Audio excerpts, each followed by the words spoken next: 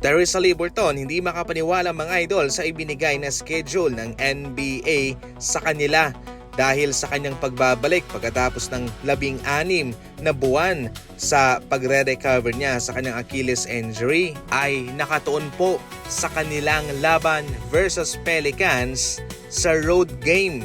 Ibig sabihin nun ay doon po siya magdi-debut mga idol sa bahay ng Pelicans. Pero hindi po ito national televised game. Ibig sabihin nun ay hindi po maipapakita sa maraming tao sa buong bansa ang kanyang pagbabalik.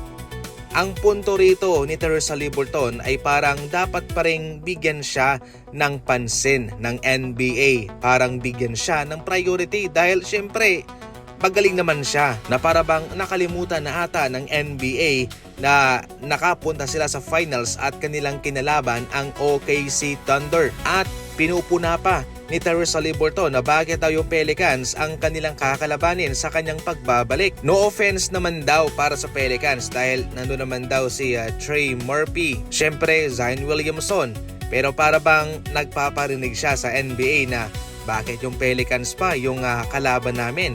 Hindi pa pwedeng yung mas malakas pa dyan? At bakit hindi national televised game? Naiintindihan ko itong hinaing ni Teresa Liberton. Pero ganun talaga, lumilipas ang panahon. Siyempre hindi naman palaging siya yung sikat, siya yung malakas, siya yung priority. May iba pa rin po. Siyempre baka darating din yung araw na babalik siya sa ganyang level na siya naman yung papaboran ng NBA. Pero sa ngayon, ganun talaga.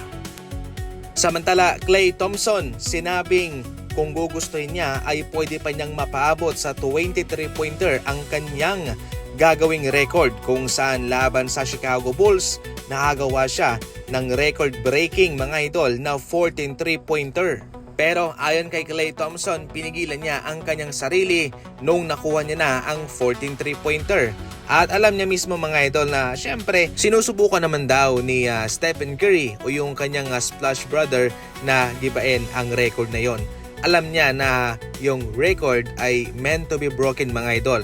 Kaya habang siya'y nandun pa sa tuktok, siya pa ang may hawak ng record na yon ay kanyang i-enjoy pa rin naman yung time na yon. Sa madaling salita ay ina-acknowledge niya mga idol na someday, soon, ay magigiba ang record na yun mga idol. Sa ngayon ay hindi pa rin po tapos ang mga usapin kay Klay Thompson. Maraming mga kupunan ang gustong makuha siya.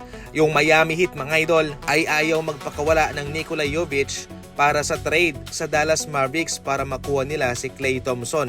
Yung Golden State Warriors naman ay kabilang pa rin po sila sa mga dark horse team kay Klay kung sakaling pipiliin niyang tapusin ang kanyang NBA career sa kanyang mother team. Yan lang muna sa ngayon.